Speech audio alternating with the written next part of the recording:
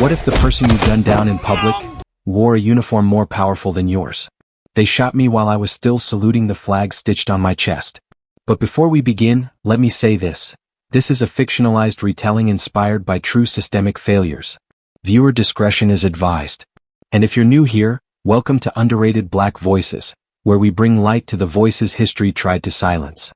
If you believe justice should never be colorblind when it comes to truth, hit that subscribe button and stay with us until the end, because this story, this one doesn't forget. My name is Lieutenant Brandon Myles. And they shot me like a criminal.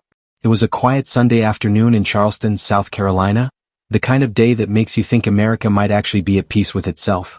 I had just finished brunch with my mother at a waterfront cafe overlooking the Cooper River. It was her birthday. She hadn't seen me in uniform since my promotion to lieutenant in the United States Army. She cried when I walked in wearing it, said I looked just like my father. He served too, died in the Gulf War. I used to think his medals would shield me, that wearing the flag meant I belonged. I was wrong. We hugged goodbye at the cafe entrance. I adjusted my cap, checked the time. I still had 3 hours before my debriefing at Fort Jackson. I figured I'd walk the riverfront, take in the breeze. I hadn't walked 2 blocks when a squad car pulled up behind me. Hey, hands where I can see him. I turned slowly, confused. It was Officer Darren Culver. White, mid-30s. Badge half unclipped like he was itching for a reason. His partner stayed in the car, hand resting near his holster. There were barely any pedestrians around. Just me. Just them. I said hands up. Culver shouted again. I complied calmly. Sir, I'm active duty. Lieutenant Brandon Myles. I just came from. Shut up. You looked suspicious. What's in your jacket? I glanced down, puzzled. My ID. My name, rank, and blood type are stitched on the uniform, sir. You can? That's when it happened. He fired. 1 bullet straight through my chest. My body jerked backward as the shock froze the world around me. I hit the pavement hard, the sky spinning above me. My blood pooled beneath me, dark against the concrete. I remember hearing my own heartbeat fade into static. But what Culver didn't know was everything. He didn't know I had just been reassigned to Operation Ember Lens, a covert counterintelligence unit operating under direct Pentagon oversight. He didn't know I had been trained by Major General Isaiah Warren, a man who currently serves on the Joint Chiefs of Staff. He didn't know this wasn't just a shooting. It was a declaration of war. They cuffed me as I bled. Didn't call for medical. Didn't secure the scene. Didn't radio in the discharge. Instead, Officer Culver stood over me and muttered, "Should have kept your hands visible." Then walked away. But the thing about Charleston? It's old. Wrought iron balconies. Stonework corners. And lots of tourists. One of them had caught the entire encounter on a smartphone. The video hit social media by sunset. By midnight it was on CNN. But here's the part the public never saw. 48 minutes after I was declared critical at MUSC Hospital, a black SUV pulled into the emergency bay. Inside was Colonel Tamika Reese, Internal Affairs Liaison for Joint Pentagon Operations. She didn't speak to the press. She didn't speak to the police. She walked past security with classified clearance, entered the room where I lay unconscious, and made one encrypted call to the Pentagon. By sunrise, Officer Darren Culver's file was locked under a redacted federal designation code. His badge number? Gone from the Charleston PD registry. And his name? Added to a tribunal list you've never heard of unless you've served in Black Ops. Because you don't shoot a U.S. Army intelligence officer and expect paperwork. You get judgment. Final. Quiet. And delivered by hands far more deadly than his. But I'm getting ahead of myself. Let me take you back to what happened next. Because what they tried to do after the shooting was worse. See, when the footage went viral, Charleston PD released a statement within hours. Claimed I had been non-compliant. That I reached into my jacket. That the officer feared an imminent threat. They didn't mention the uniform. Didn't mention the name stitched above my heart. Didn't mention I had saluted a pedestrian seconds before the first shout. That the pedestrian waved back and confirmed I had posed no threat. They lied. Then local news anchors started reading from the same script. The man appeared suspicious. He failed to respond to commands. The officer acted within protocol. They always do. But here's what made this case different. They didn't know who they were up against. My mother had called one person before she collapsed at the hospital. My uncle. You won't find his name in any public database. But if you've ever heard whispers of the Bone Ring, the silent counterforce embedded deep within National Security Command, Then you've heard of him. He goes by Judge Blackwell. And within 12 hours, Judge Blackwell activated a sleeper team buried inside the Department of Defense. Not to retaliate. To investigate. Quietly. Because the most dangerous weapon in America isn't a gun or a drone. It's classified intelligence. And now they had a reason to use it. My shooter didn't just discharge his weapon. He pulled the trigger on a military apparatus built to protect its own. And this time, it wasn't going to be the black man lying in a coffin while the badge walked free. No. This time, the badge was going to disappear. And the man under the flag? He was going to rise. The hospital walls were cold, white, and humming, the kind of sterile silence that makes your breath sound louder than it should. I don't remember waking up. I remember fighting too. My body had already decided it wasn't my time. Not yet. And the first voice I heard wasn't my mother's. It wasn't a nurse either. It was calm. Precise. Almost mechanical. You're safe now, Lieutenant Myles. Do not move. There are sensors stitched into your chest lining. You flatline again, we pull you out within 9 seconds. Do you understand? I nodded faintly. The woman standing over me was not wearing scrubs. She had a high-collared black suit, a silver ID badge, and a sternness that didn't allow space for pleasantries. Her hair was cropped tight, military regulation short. Her eyes had seen things, hard things, and filed them into categorized silence. Colonel Tamika Reese, she said without blinking. I speak on behalf of command. That's when it started to click. I wasn't in just any hospital bed. I was inside an off-grid trauma unit, one of 5 government-mandated shield wards located within standard hospitals but accessible only via DoD clearance. Most civilians don't even know these wings exist. You were hit center mass, she continued. The round missed your heart by 20 millimeters. The officer who fired claims you were reaching for a weapon. My ID, I croaked, my throat raw. She nodded once. We know. And so does the Pentagon. Colonel Reese stepped aside, revealing a sealed black case on the floor.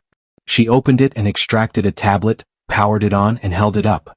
I saw myself on screen, arms raised, voice calm. Then the flash. The moment I dropped. No weapon. No threat. No resistance, Reese said plainly. He pulled the trigger anyway. I clenched my jaw. So what happens now? Her eyes didn't blink. Now we do what they didn't expect. We gather everything. Because the truth was, I wasn't the first black soldier mistaken for a threat in uniform. But I was the first one tied to Ember Lens, and that changed everything.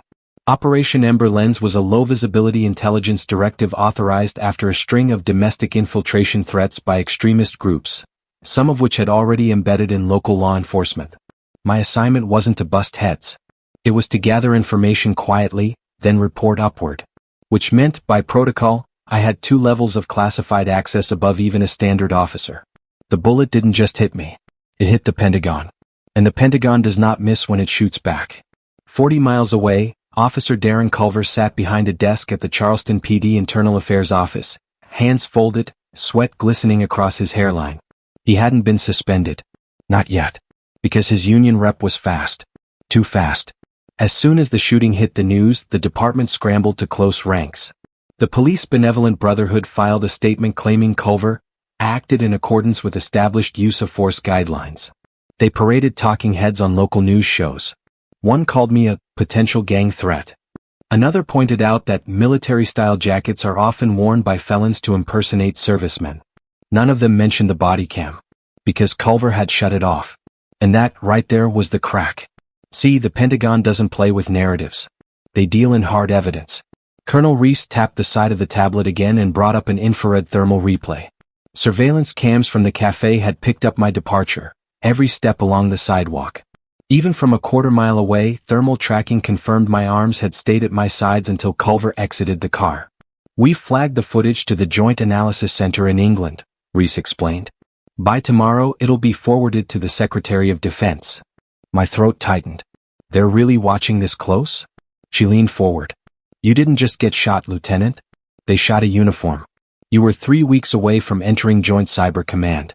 Your clearance trail was green-lit by the National Security Council. You had active access to overseas counterintelligence portfolios. And now, she stood upright. You're a headline. But the military doesn't like martyrs. It prefers warnings. The next 48 hours blurred together. My mother stayed at my bedside, holding my hand while Pentagon-appointed security watched the door. News cycles spun. Protests erupted downtown. A small march formed outside the Charleston courthouse. But the department stood by Culver. They doubled down. They scheduled a press conference. Chief Howard Morris, a man I'd seen before at 4th of July ceremonies shaking hands and grinning for the cameras, stepped up to the podium and said the words they always say. This is a tragedy for all involved. But we believe our officer feared for his safety. A reporter asked, even though the man was in full military uniform? Chief Morris replied, sometimes in the moment, uniforms aren't clear indicators of behavior. Pause. Another reporter asked, was the body cam footage reviewed? Morris hesitated. Then lied. Yes. And it confirms Officer Culver issued verbal commands prior to discharge. But that was impossible. Because we knew Culver shut the camera off. Oh. Because my team intercepted the signal dropout.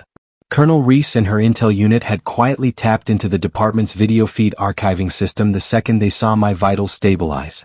They extracted the metadata and traced the exact timestamp when the feed ended, 5 seconds before the shot.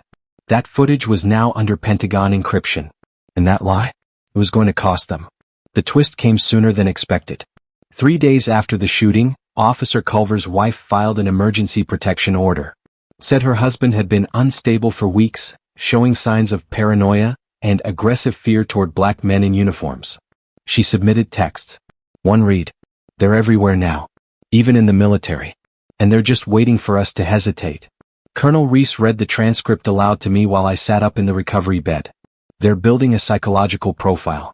Once confirmed, it gives us cause to reclassify this as a domestic extremist act rather than just misconduct. Then what happens? I asked. She stared out the window. Then his name gets moved from the IA list to the Blackwell Index. That name again. Blackwell. I'd heard whispers. Rumors from other officers. A secret file maintained by select Pentagon officials. Not publicly acknowledged, but feared in every high-level room where national security intersected with domestic enforcement. Names on that list didn't just get suspended. They disappeared. Not in a literal way. In a legal way. Stripped of clearances. Pension frozen. Entire personal histories redacted from government servers. And if further links were found to hate groups or covert militias. Military tribunal. Culver wasn't just about to lose his badge. He was about to lose his identity. But the system doesn't die quietly. Charleston PD pushed back. They claimed the footage had been manipulated. They leaked parts of my military record to the press, conveniently omitting the fact that all my deployments had been above board and honor decorated. They painted me as unstable, possibly violent, and radicalized from his years overseas. I wanted to scream. But Colonel Reese only smirked. They're playing defense, she said. Which means they've already lost. Then she turned to me. And now, it's your move. I blinked. What do you mean? She handed me a folder. Inside was a sealed court order. It had my name stamped on it, and a directive signed by a federal judge granting me temporary declassification rights to my own operation files. In 24 hours you'll address the press. She said it like a challenge. Like a dare. You're not just a victim, Lieutenant. You're a soldier. And now you're their reckoning. I stared down at the folder. For the first time since the shooting, I didn't feel broken. I felt something else. Ready. They thought they could bury me beneath a uniform. That the same stars and stripes I swore to protect would turn into the shroud over my name, my honor, my life. But they forgot one thing. You don't unholster a lie in front of a man trained to weaponize truth. The morning of the press conference felt like a funeral. Not for me, for the version of this country I used to believe in. I stood in the mirror, pulling my uniform over healing wounds. The stitches still tugged at my skin, but I wore them like decorations. Not medals. Not yet. But proof that I bled for something bigger than pain. Colonel Reese stood behind me, adjusting the American flag pin on my collar with silent precision. You only get one shot, she said. So make it land. I looked at her through the mirror. It won't just land, I said quietly. It'll hit like thunder. We rode in an unmarked SUV to the Charleston Civic Center. It was swarmed. Protesters filled both sides of the street, some holding signs that read "Justice for Lieutenant Myles," others defiantly waving thin blue line flags. News vans cluttered the curb. Drones buzzed overhead. Inside, the podium had already been prepped. A single chair for me. 2 standing flags. And a sea of lenses hungry to either clear my name or tear it down. I stepped into the light. The room fell silent. I could feel the weight of it, 1,000 eyes all trying to decide if I was a hero, a liar, or just another name for the #graveyard. I cleared my throat. My name is Lieutenant Brandon Myles. United States Army. Serial number 87249 Delta 4. I was shot by a Charleston police officer 5 days ago while wearing this uniform. I let the pause linger. I did not resist. I did not pose a threat. I was unarmed. And I was shot in the chest, not because I reached for a weapon but because I reached while being black. Murmurs rippled through the press pool. I held up the sealed file Colonel Reese had given me. This is a declassification packet authorized by a federal tribunal under Directive 13A from the Department of Defense. Another pause. This document confirms that at the time of my shooting, I was under active deployment as part of Operation Ember Lens, a classified counterintelligence program monitoring extremist infiltration within domestic institutions. Gasps now. Cameras clicked in rapid-fire bursts. This file contains 172 flagged incidents, including multiple in the Charleston metro area, in which suspected extremist ideologies were linked to uniformed officers. I saw it in their faces, reporters turning to one another, eyes widening. I cannot show you every file, I continued, but I can show you this. I tapped the tablet on the podium and turned the screen outward. A projection screen lowered behind me. It displayed thermal surveillance footage from the Cafe District. Me, walking, alone. Culver's cruiser pulling up. Me turning, compliant. Hands visible. Then the flash. Me hitting the pavement. A timestamp burned into the corner. 13 hours 7 minutes and 56 seconds. I tapped again, another angle from the cafe balcony. Pedestrians turning in shock. No threat. No weapon. Then I played the final piece. Metadata logs confirming the exact moment Officer Culver's body cam cut out. 13 hours 7 minutes and 50 seconds. 6 seconds before the trigger was pulled. Charleston PD claimed this footage didn't exist, I said. They lied. More reporters stirred. They said the officer's body cam recorded the whole incident. They lied. Now audible gasps. Flashes blinding. Someone yelled from the back, "Is the department under investigation?" I didn't answer. Instead, I looked straight into the camera. I was shot for wearing my country's uniform, by a man who didn't believe someone like me could wear it truthfully. The words hung in the air like smoke after gunfire. And then came the twist. Officer Darren Culver is no longer just under internal review, I said slowly. As of this morning, his name has been formally submitted to the Blackwell Index. Pandemonium erupted. A journalist from the Washington Post shouted, "Are you saying the Pentagon has taken over this case?" I didn't flinch. I'm saying this is no longer a local matter. You don't shoot a U.S. Army intelligence officer and expect press conferences. You don't shoot the uniform and expect to walk away with a pension. I leaned forward. You get judgment. They tried to cut the feed.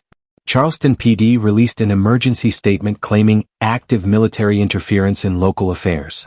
They said I had violated protocol, that I was spreading misinformation. But the damage was done. The footage went viral. Within 2 hours, #JusticeForMyles trended worldwide. Within 6, Officer Culver's house was placed under federal protection, not from protesters, but from his own department after 2 officers were caught trying to delete archived logs from his patrol unit. And by midnight, the first domino fell.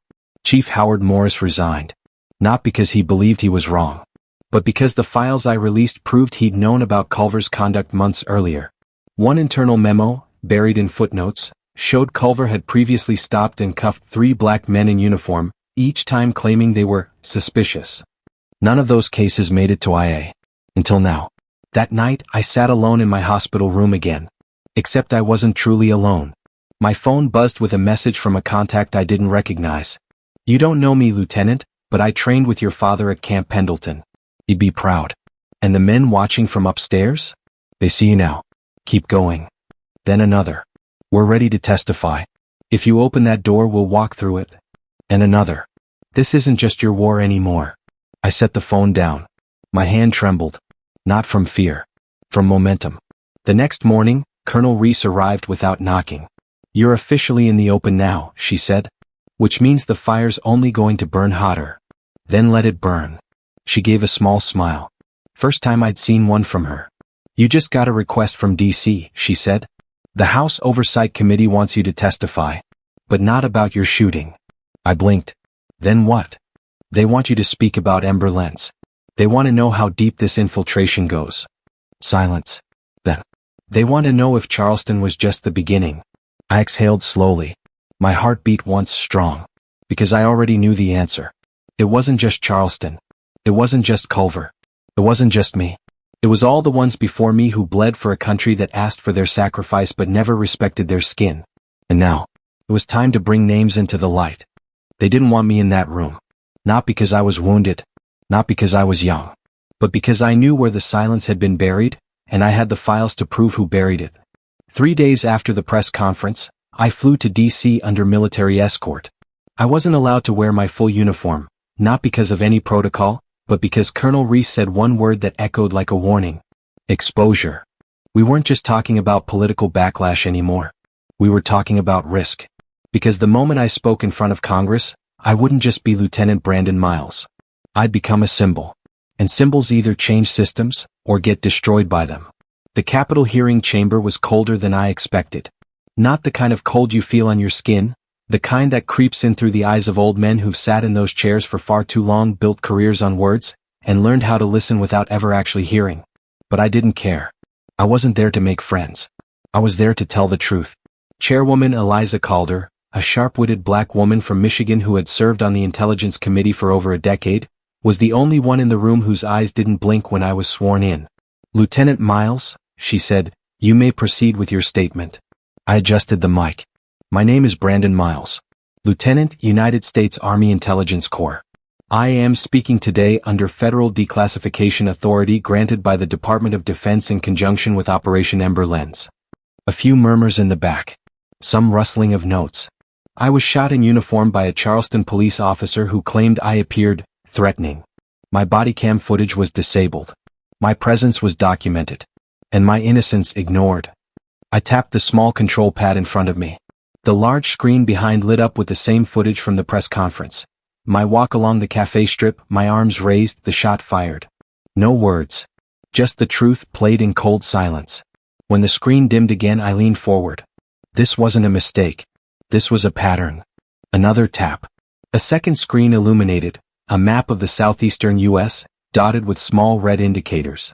Through Operation Ember Lens, our team tracked 216 confirmed incidents over the past 24 months of law enforcement officers with documented ties to extremist forums, private militia networks, or racially motivated ideology clusters. 44 of those cases involved black military personnel, either in uniform or in official capacity. Gasps now. Audible. Unmistakable. I wasn't finished. In Charleston alone, 3 other servicemen were stopped by Officer Darren Culver over the past 2 years. 2 were threatened with arrest. 1 was physically assaulted. None of the reports were filed. Chairwoman Calder raised a brow. And you have proof of these incidents? Yes, ma'am. Another tap. Emails. Body cam gaps. Complaint logs stamped with internal timestamps and then manually deleted. The room turned electric. A Republican congressman from Arizona leaned into his mic, skeptical. Lieutenant, are you suggesting there is a coordinated effort by police departments to target black military members? I didn't blink. I'm suggesting that when you ignore data long enough, it becomes coordination by neglect. He scoffed. Isn't it possible these are isolated incidents? I leaned forward.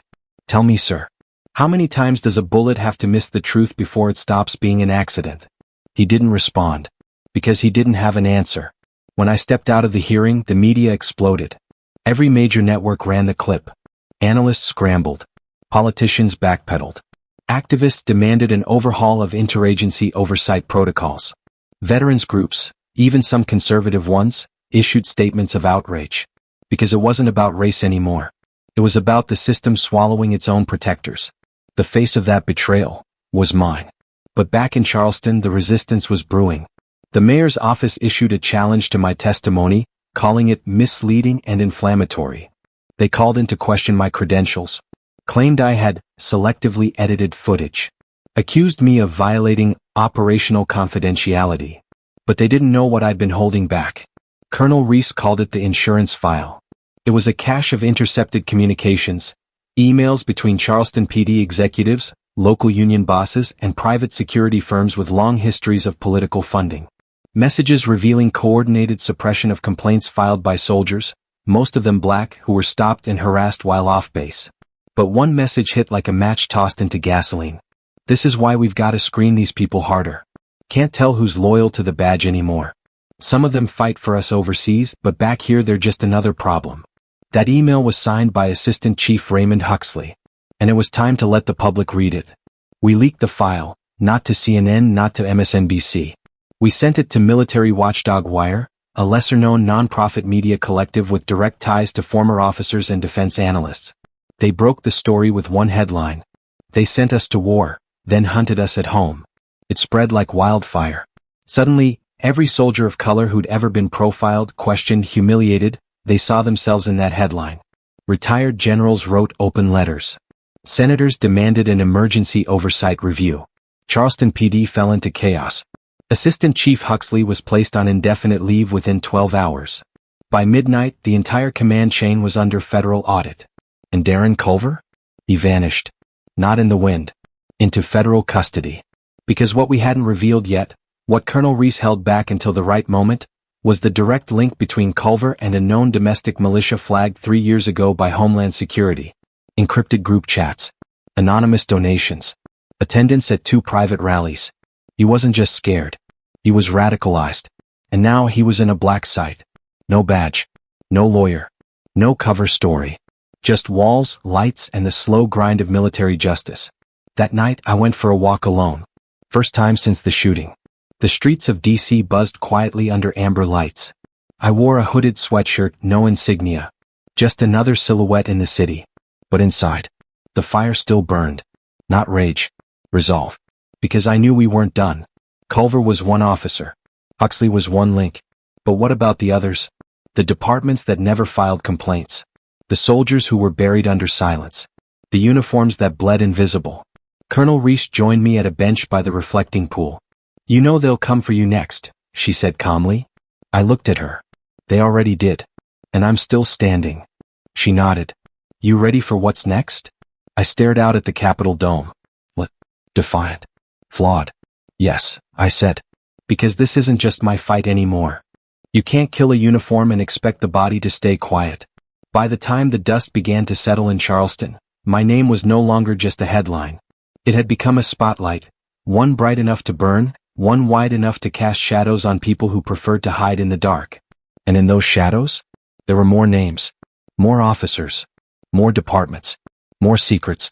But before we could uncover the next layer, I got a call I never expected, from the highest office in the country. It was 6:42 a.m. I was seated at a long steel table inside a debriefing room at Fort Belvoir, reviewing the last known communication threads from Culver's militia ties. Reese was on a secure call across from me, her voice sharp, slicing through layers of bureaucratic pushback like wire through soft flesh. Then her phone buzzed. Not the secure one. Her personal line. She glanced down, frowned, paused, then stood and walked out of the room without a word. 10 minutes passed. Then 20. When she returned, she looked at me as if she were seeing something she hadn't seen before. You're wanted at the White House, she said. I froze. Why? They didn't say. But the request didn't come from the press secretary. It came from the Situation Room.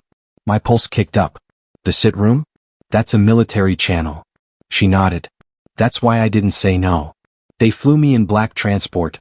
No military insignia, no tail number, no external logs. I wore civilian clothes. Gray slacks. Button down. Jacket. Reese sat beside me, silent, reading something encrypted on her device the entire flight. We didn't speak again until we passed the West Wing checkpoint. And even then she only said one thing. Whatever they offer, remember who you're fighting for. The Situation Room was quieter than I expected. Smaller. A war room built on silence and tension, with more listening than speaking. 4 men sat at the table. 2 were generals. 1 was the National Security Advisor.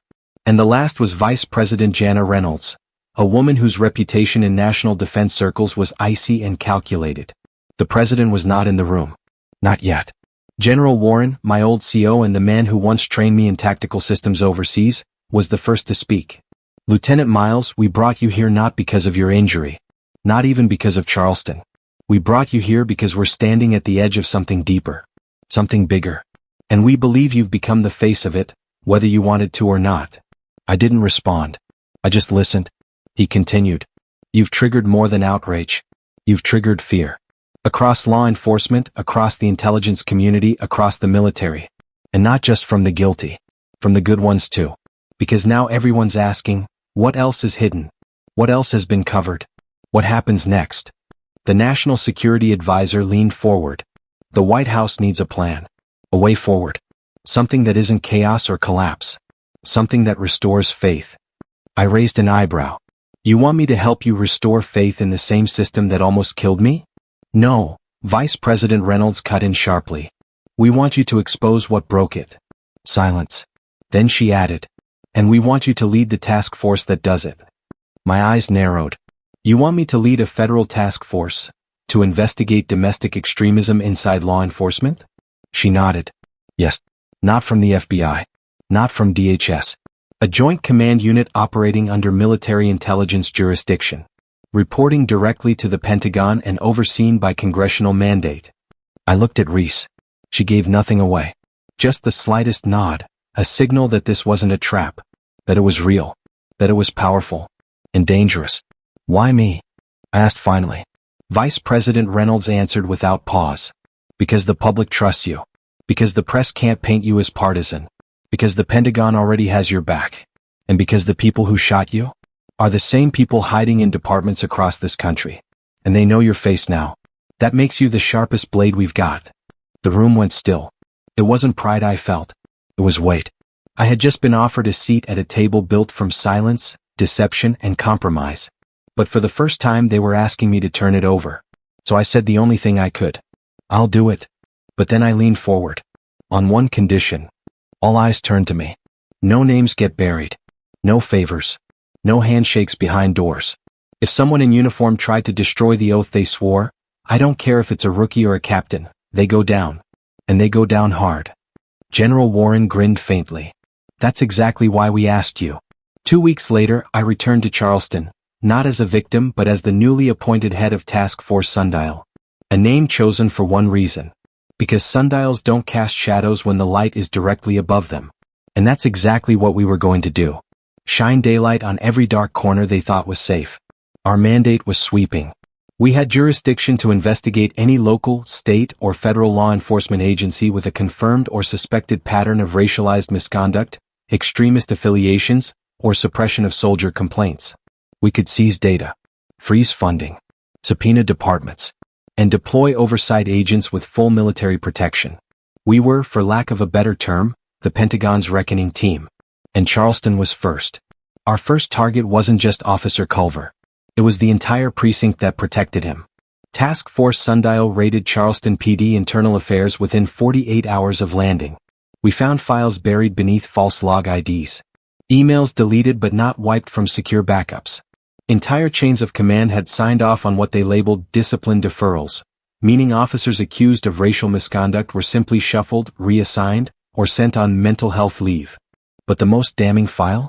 It was labeled, Flagged Enlistment Risk Index. It was a private list maintained by a tech liaison from the department's HR division. The list flagged names of any individuals they'd stopped or interacted with who may be connected to the military, with emphasis on high-intensity training. You read that right. They weren't afraid of criminals. They were afraid of soldiers. Black ones. I brought that file with me when I held our first Sundial press briefing. I laid it bare. And then I asked one question. How do you protect a country that's afraid of being protected by you? The silence that followed wasn't grief.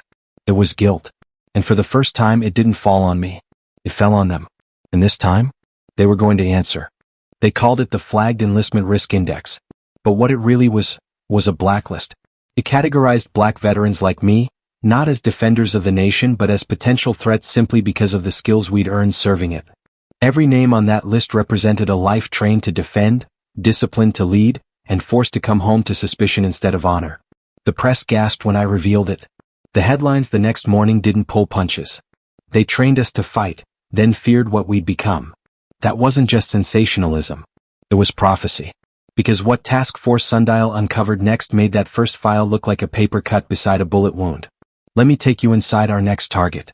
A precinct outside Atlanta, Georgia, officially clean, unflagged by any watchdog group, and known for having good relations with the military. On the surface, it was textbook compliant. Beneath the surface was a hive. We chose the raid carefully. No public leaks. No press briefing. This time we brought federal cyber warfare agents with us.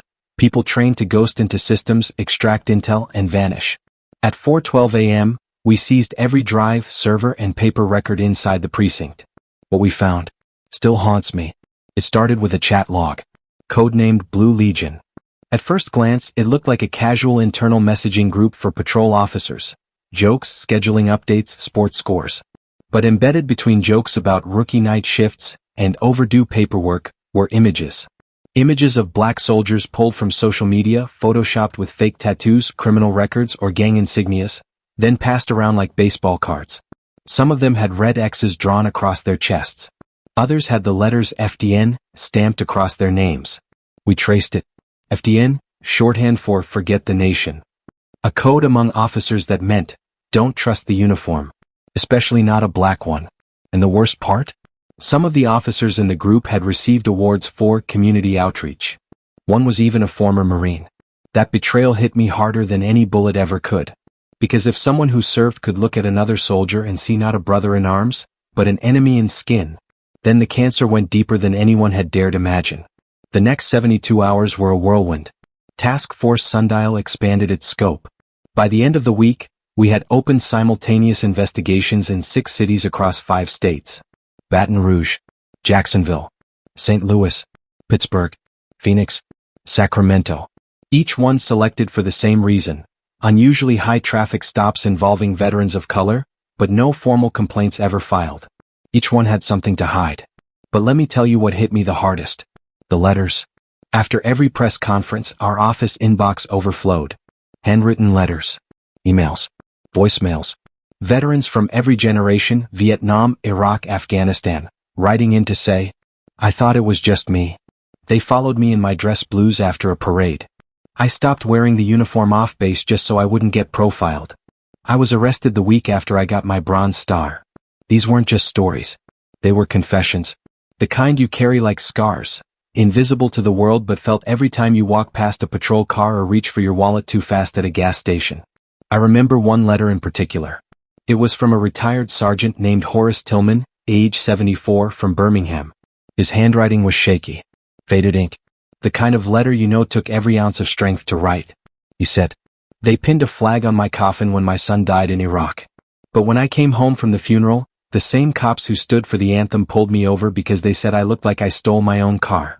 I didn't say anything back then. I thought maybe it was just a bad day. But hearing you speak, son, I know it wasn't. I know now. It's always been their good day when we don't fight back. That one stuck with me. Still does. Back in Charleston, the fallout reached nuclear levels.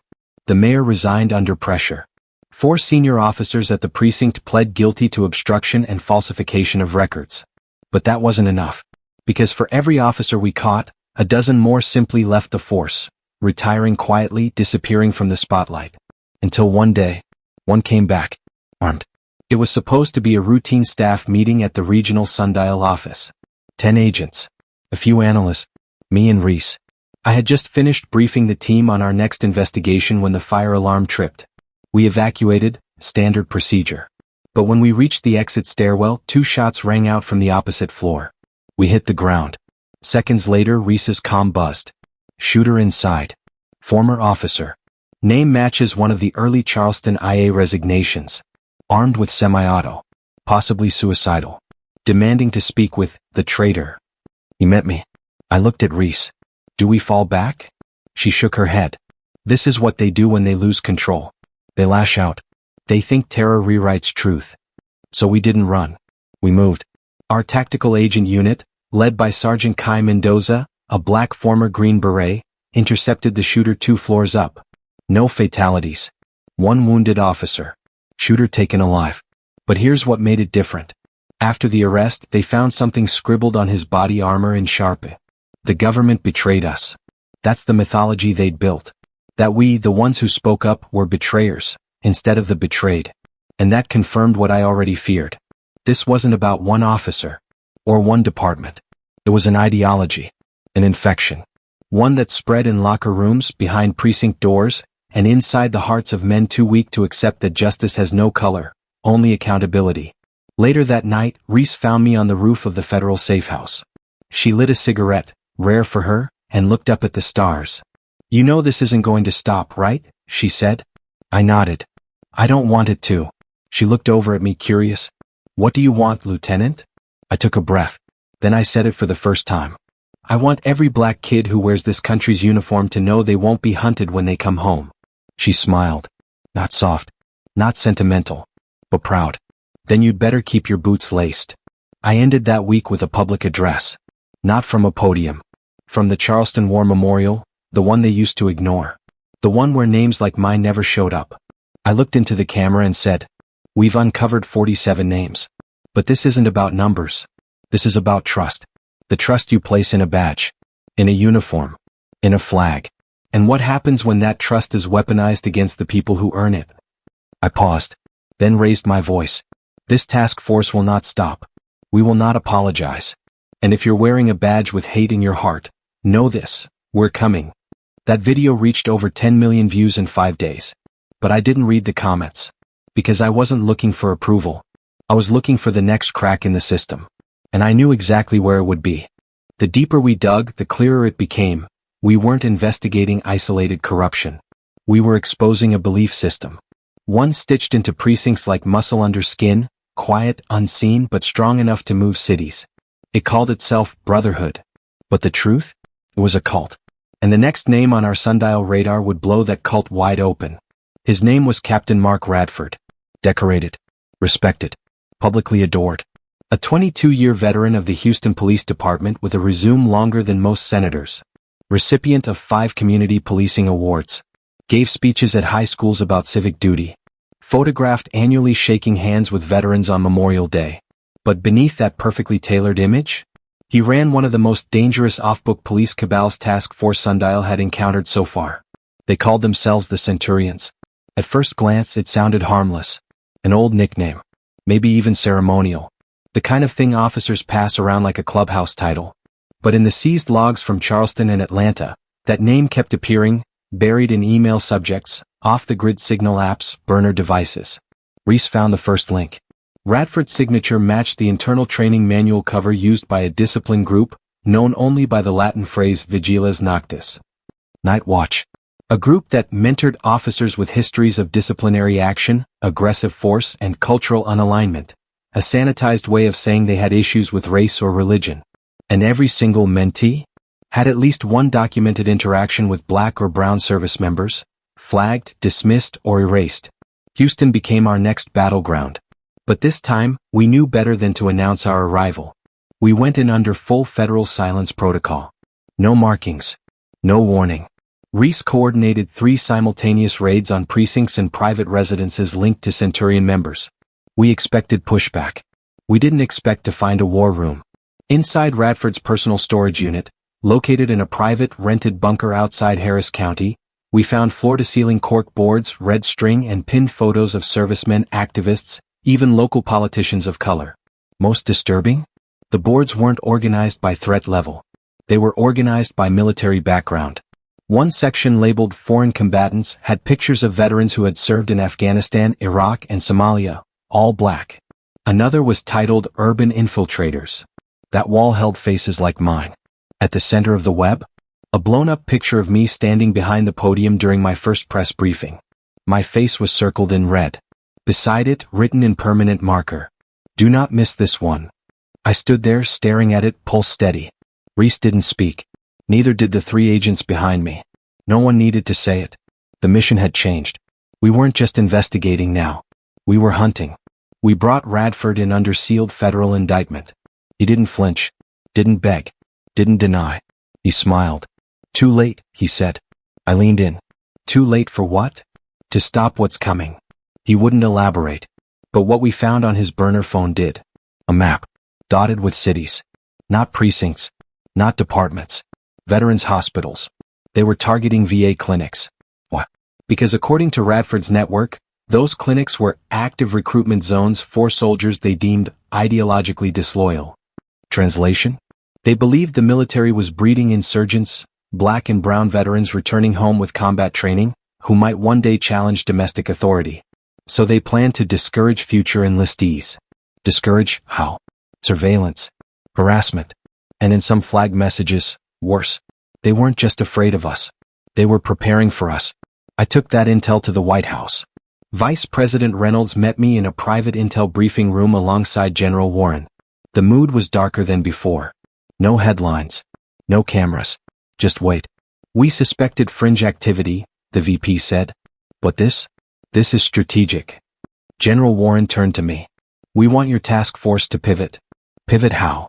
To offensive recon. I blinked. You're saying, hunt them before they move? Reese, seated behind me, cut in. No longer just case-by-case investigations. We'll use embedded cybernetics, AI intel sorting, covert vet liaisons. We track and neutralize the entire Centurion network. It wasn't a request. It was a battlefield promotion.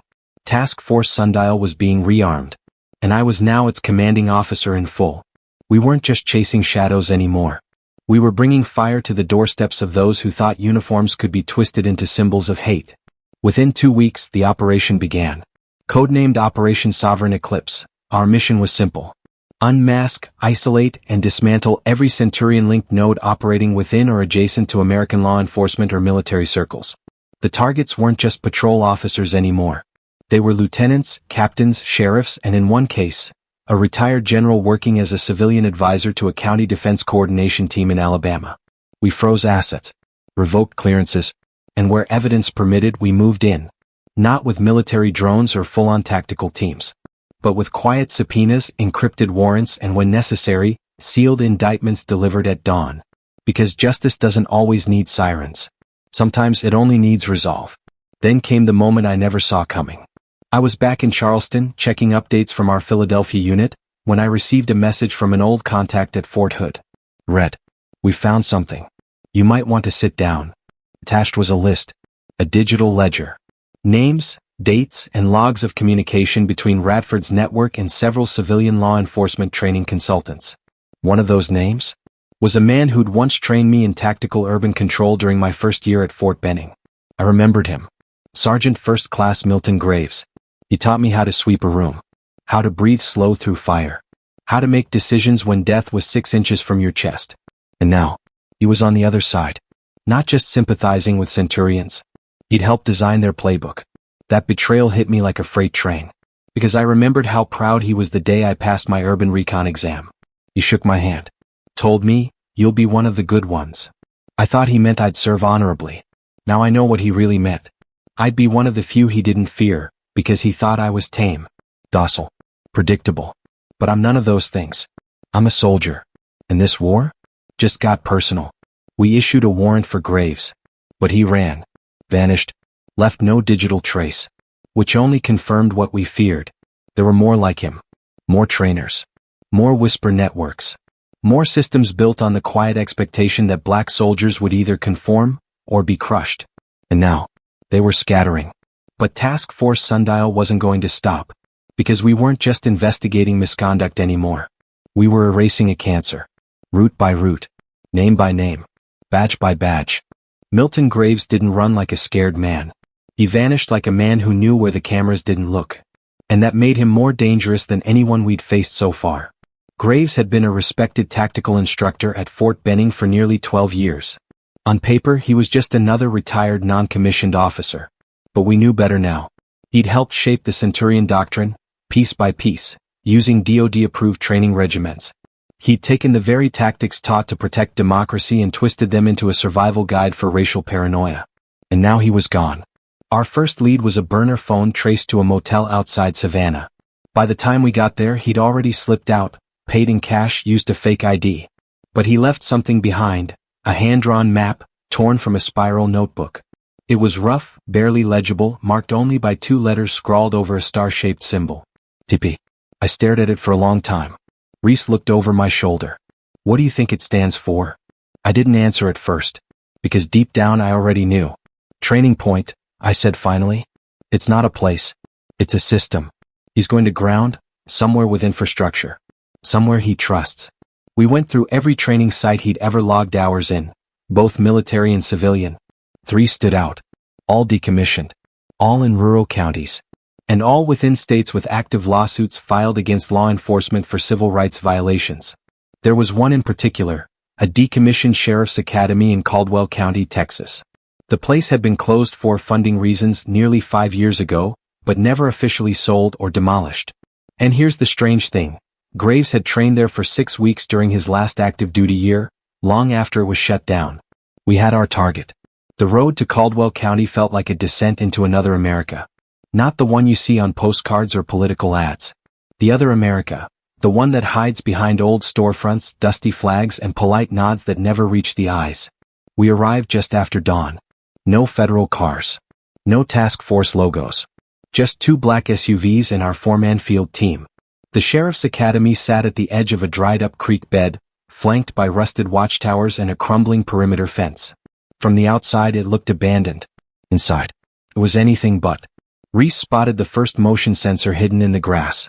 Mendoza disarmed the tripwire connected to a buried claymore, military grade. Graves wasn't just hiding here. He'd fortified it. We breached silently. Room by room. Hallway by hallway. The place was rigged for tactical training. Pop-up targets. Makeshift barracks. Old white boards with sketches of formations and entry point diagrams. We even found food rations stamped with dates less than 2 weeks old. He was here. Or had been very recently. Then we found the file room. Or what was left of it. Paper shreds. Burn marks. Hard drives soaked in kerosene. But one thing survived. A single Polaroid photo taped to the back of a desk drawer. It showed Graves standing beside 6 men, all in plain clothes, all wearing armbands marked with the Centurion insignia. Below the photo, a single phrase was written. The last generation of real peacekeepers. I clenched my jaw. These weren't cops. They were believers. And they weren't hiding from justice. They were waiting for it. Reese called in a drone sweep of the nearby perimeter. That's when we spotted the trail. Not tire tracks, footprints. Leading west toward a tree line. Our team moved. 20 minutes into the woods, we reached a clearing. And there, standing calmly at the edge of a stream, was Milton Graves. Unarmed. Unmoving. Waiting. He didn't run. He didn't speak. He simply raised his hands and smiled. Was wondering when you'd finally find me, he said. Mendoza cuffed him while Reese read him his rights. I didn't say anything. Not until we loaded him into the SUV. Then I leaned close and asked, why? Why betray everything you taught us? Everything you swore to defend? Graves stared at me. And what he said chilled me more than any weapon ever could. Because I didn't betray anything. I just finally chose who I was defending. We flew him to a secure federal black site near Quantico. No cameras. No press. Just 4 walls and a classified status that would keep him off the grid for the rest of his life. Unless he talked. And he did. Not out of guilt. Out of pride. Graves revealed the next layer. The Centurions had splintered, forming subcells across state lines, each taking on a regional identity. The Midwestern branch called themselves the Loyalists. In the Pacific Northwest, True North. And in parts of the South, most chilling of all, the Restoration Front. That group believed the military had been corrupted from within and needed to be reclaimed through force if necessary. They were stockpiling weapons. And worse? They were targeting young black enlistees during recruitment drives, tracking them, harassing them, even trying to provoke confrontations that could be used as evidence of aggression. Graves handed us a list. 26 names. All marked with a red check. All potential agitators, he said. But none of them have done anything wrong, I replied, incredulous. He smiled again. They didn't have to. Just look like they might. That night I couldn't sleep. I sat in the operations room staring at the list. 26 names. Young men and women who wore the uniform I bled for. Targets in a war they never asked to fight. I called Reese. We're not doing enough, I said. She didn't disagree. We need to go public again, I added. But this time not to expose a single precinct. This time we expose the whole ideology. She looked tired. But resolute. Then let's rip the curtain off. 2 days later I stood in front of the Pentagon. Cameras rolling. Microphones lined up like barrels aimed at my voice. I began. Most people think hate wears hoods or hides in shadows. But I've seen it wear badges. I've seen it sit behind desks. I've seen it train recruits and teach tactics. And now I've seen it try to destroy the very people who risk their lives to protect this nation. I paused. Then raised the photo of Graves and the 6 men. This is what domestic extremism looks like now. Polished. Strategic. Armed with the same training we gave our heroes. And unless we stop it now, it will destroy us from within. I revealed the list. The networks. The mission. I ended with this. We don't want war. We are the people who fought war so you wouldn't have to. But if you aim your hate at the flag on our chest, know this. We will not run. We will not be silent. And we will not stop. The crowd was silent. Then, slowly, the applause began. From veterans. From soldiers. From families. And even from a few in uniform who'd once been afraid to speak up. Not anymore. Not after this. The applause from the Pentagon press briefing hadn't even faded when the counterattack began. Not from militias. Not from rogue officers. From inside the system. I should have known it was coming. You don't tear the lid off a national secret and expect the machinery to keep running without grinding back against you. Still, I underestimated how quickly the retaliation would come, and how deep the roots reached. 2 days after my speech, someone leaked a file to the media. A doctored one. It showed me allegedly ordering an unauthorized surveillance op on a civilian police union office, without a warrant. It was fake. Sloppy work. Time stamps that didn't align, signature metadata that traced back to a fabricated subdomain. But the damage was instant. Headlines screamed. Did Task Force Sundial cross the line? Lieutenant Myles accused of abusing intel authority. Hero turned hunter? Reese kicked open the door to my office at Fort Meade, tablet in hand. Just hit 3 networks, she snapped. They want your comment. I stared at the screen. They forged my signature. No doubt, she said. But this isn't about truth. It's about noise. Mendoza barged in behind her, face tight. Want me to pull the hard backups? Prove it wasn't you? I shook my head slowly. We don't play defense. Then what do we do? Reese asked. We go louder. That same afternoon, I walked into the Pentagon's Central Operations Conference, a chamber where global drone strikes had been authorized, where Black Ops missions had been erased from maps before the ink dried. And I told the Joint Intelligence Command that someone inside their house was feeding lies to the press. You're not just protecting me anymore, I said. You're protecting the integrity of this task force. You're protecting soldiers who haven't even worn the uniform yet. And if this takedown works, the message will be clear. Whistleblowers get burned. There was silence. Then General Warren rose from his seat. This task force has my signature, he said. Anyone who moves against it, moves against the Pentagon itself. The room shifted. Lines were drawn.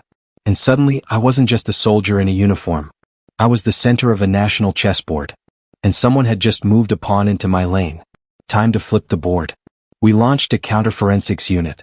Reese oversaw it personally, brought in white-hat hackers who turned down CIA offers, people who spoke in code and typed faster than most of us could blink. It took 6 hours. The fake file had been compiled on a terminal located inside a secure sub-office of the Department of Homeland Security. The IP matched a login credential belonging to one man, Deputy Director Travis Kane. A name I hadn't heard before. But Reese had. Kane used to be an analyst in counter-extremism, she said. But his reviews went sideways 5 years ago. He started labeling BLM chapters as paramilitary threats. Tried to push for expanded surveillance on soldier protest groups. And they still promoted him? They didn't know. He buried it. Now it was coming back up. And he had targeted me. I wasn't surprised. I was a black soldier exposing systemic extremism within law enforcement. Men like Kane don't fear what's loud. They fear what's uniformed and undeniable. We pulled Kane into a closed-door federal interview. He denied everything. Claimed his login must have been cloned. Claimed he'd never met me, never followed the task force, fully supported Sundial's work. But Reese cornered him with metadata, ping logs that showed his terminal connected to an encrypted chat group 2 hours before the leak hit the press. That chat? Shared by 2 former Centurion members. He froze. His clearance was revoked within the hour. But the damage was done. The story was already on the internet. And even though we proved the leak was false, the seed had been planted. Comment sections flooded with, maybe he's overstepping. He's got too much power. This guy's just another deep state puppet. Bet he hates real cops. And that's when it hit me. They weren't trying to beat me. They were trying to muddy me, until I couldn't tell my own reflection from their lies. So I changed tactics. I stopped talking to the press. I started talking to the people. We organized a series of town halls. Not scripted, not press choreographed. Raw. Live streamed. Unfiltered. We traveled to every city task force Sundial had touched. Charleston, Houston, Atlanta, Pittsburgh, Sacramento.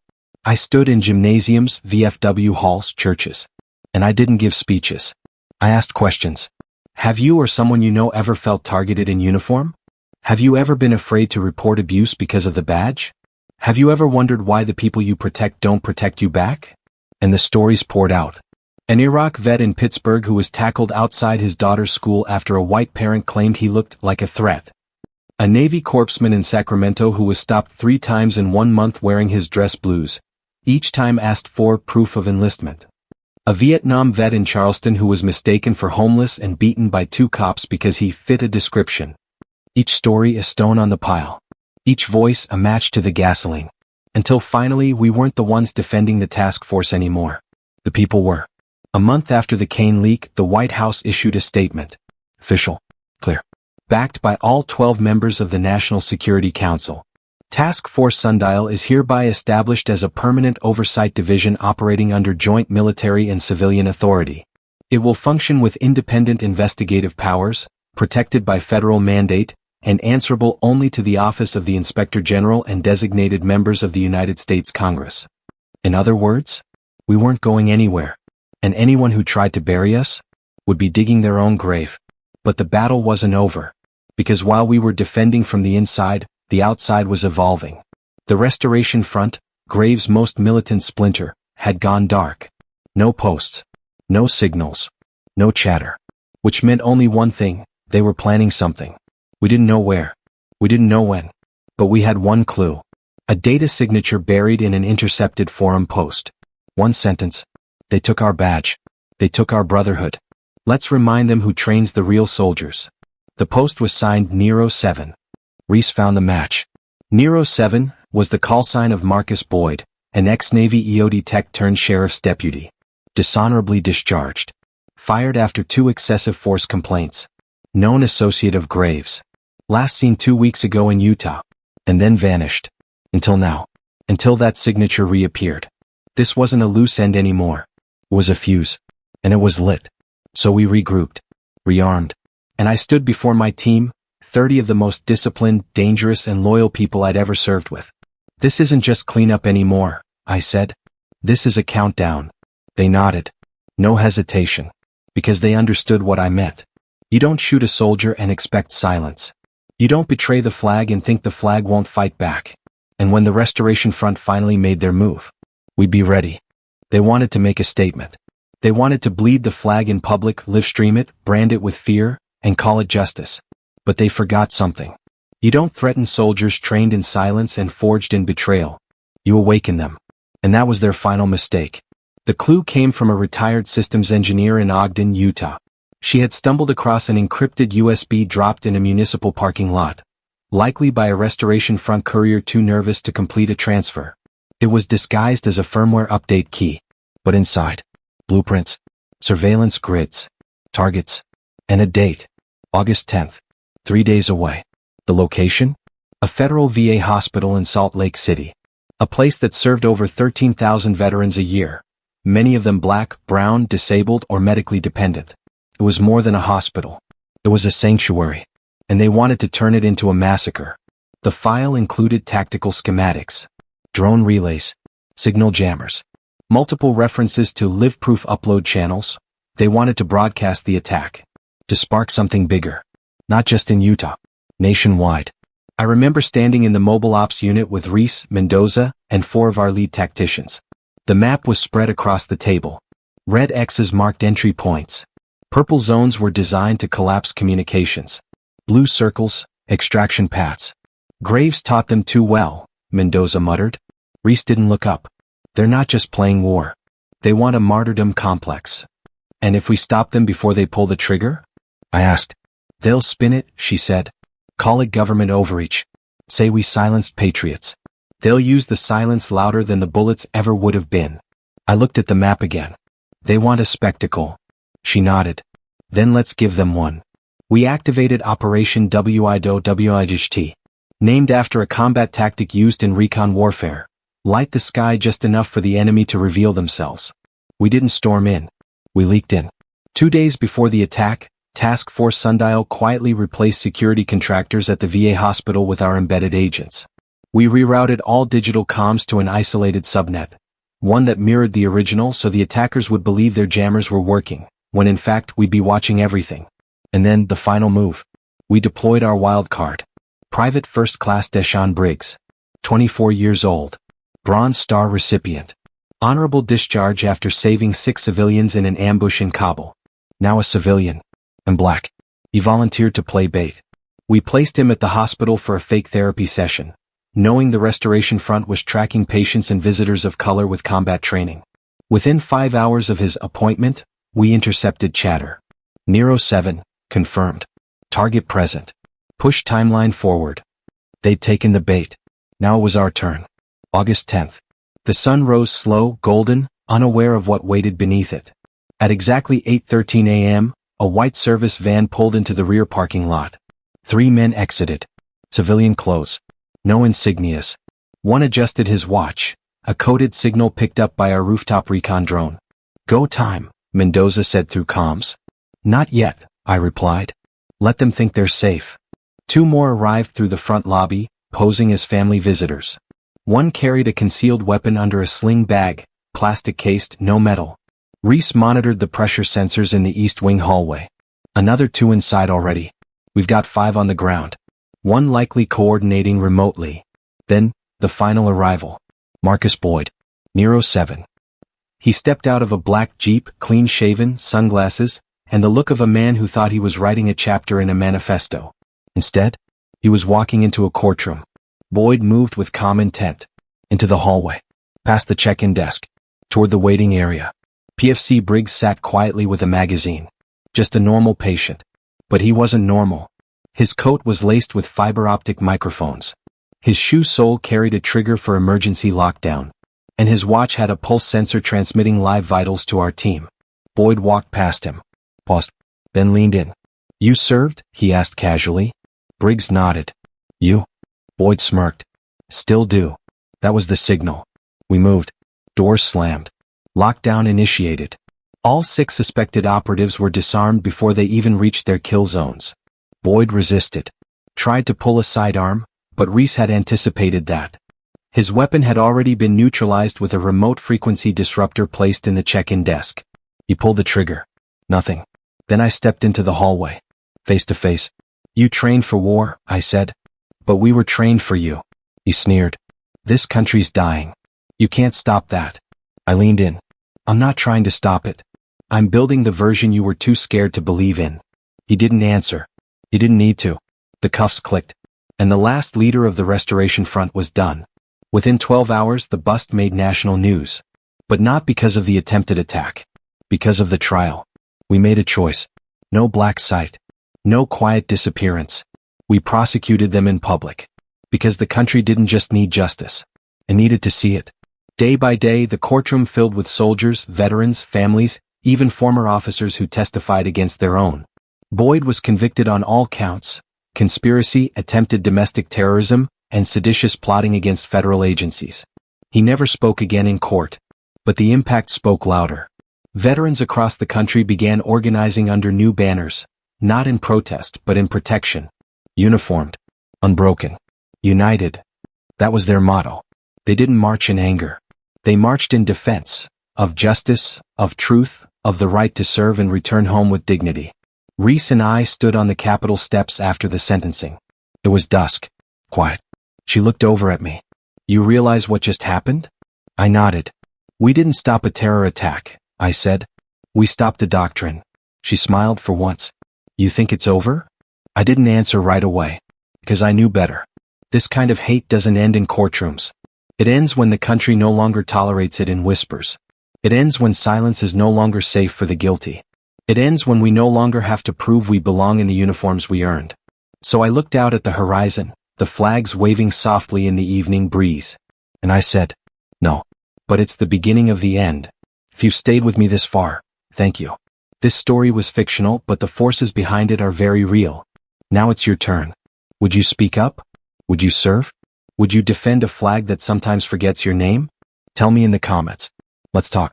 And if this story moved you, if it reminded you of what justice is supposed to feel like, Then like, share, and subscribe to Underrated Black Voices. We'll see you again soon. But until then, remember, you don't shoot a uniform and walk away free. Because sometimes, the Pentagon speaks in final judgment.